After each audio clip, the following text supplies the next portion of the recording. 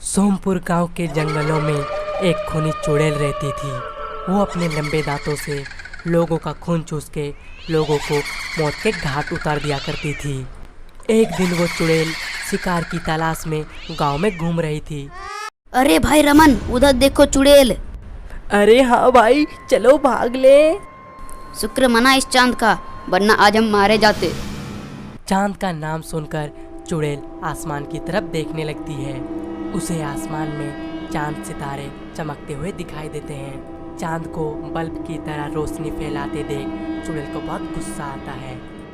ये चांद तो मेरा दुश्मन बन गया है।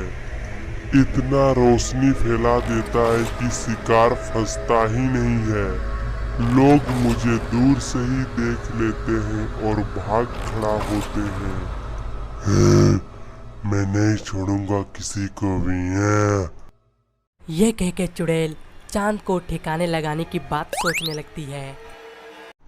ये चांद को तो ठिकाना लगाना ही पड़ेगा। क्यों ना मैं इसे चुरा लूं। अगर मैं इस चांद को चुराने में सफल रही तो हर रात घोर अंधेरी रहेगी।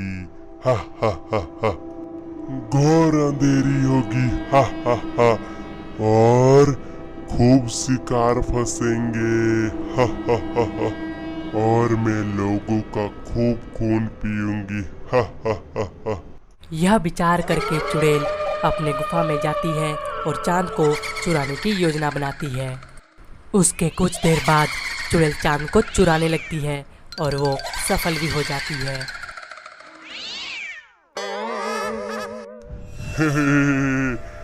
मैंने चांद को चुरा लिया।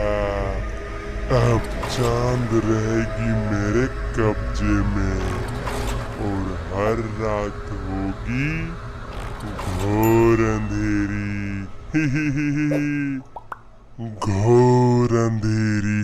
हा हा हा हा हा। अब चुड़ैल चांद को अपनी गुफा ले जाती है और चांद पर काला कपड़ा ढक देती है और इसी तरह चांद चुड़ैल की गुफा में कैद हो जाता है। अब रात में घोर अंधकार रहता है और इसी का फायदा उठाते हुए चुड़ैल गांव में आतंक फैला देती है। भाई, चुड़ैल लाश पे लाश गिरा रही है। अंधेरा का फायदा उठा के वो किसी को भी मार दे रही है। पर आजकल तो चांद भी नहीं निकल रहा है, ना जाने कहाँ खो गया है। कहीं चुड़ैल ने चांद को तो कुछ ना कर दिया हो। अरे भाई, चांद पे चुड़ैल का क्या बस। और इसी तरह देखते ही देखते कई महीने बीत जाते हैं और फिर धीरे धीरे गांव के लोग चुड़ैल के डर से घर से निकलना ही बंद कर देते हैं। मगर फिर भी लोग जाने अनजाने में चुड़ैल का शिकार बन ही जाता है।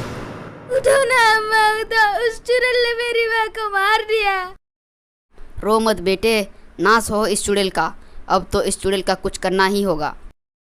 सिर्फ इस चुड़ैल के बारे में ही नहीं, चांद के बारे में भी कुछ सोचो। कई महीनों से गायब है। जरूर इसमें भी चुड़ैल का हाथ मिलेगा, देख लेना। इस हादसे के बाद गांव वाले बहुत अधिक सावधान हो जाते हैं और सब मिलकर एक पहुंचे हुए तपस्वी के पास जाते हैं। अनर्थ, घोर अनर्थ, बहुत खौफनाक चुड़ैल है वो। उसी ने चांद को चुराया है और अपनी कैद में बंद करके रखा है। पर क्यों बाबा?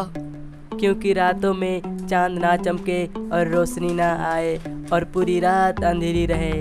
इसका फायदा उठा के वो चुड़ैल सबको अपना शिकार बनाएगी। बाबा, क्या चुड़ैल को मारकर चांद को उसकी गिरफ्त से छुड़वाया नहीं जा सकता है?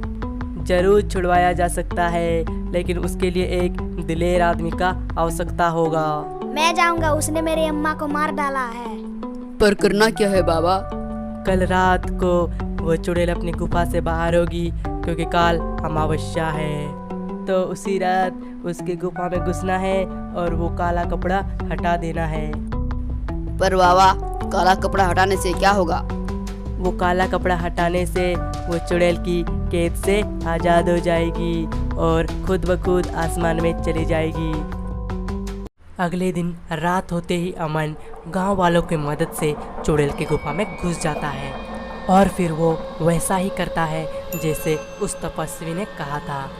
अमन चांद के ऊपर से काला कपड़ा हटा देता है, जिससे चांद आज़ाद हो जाता है और उड़कर चांद वापस आसमान में चला जाता है।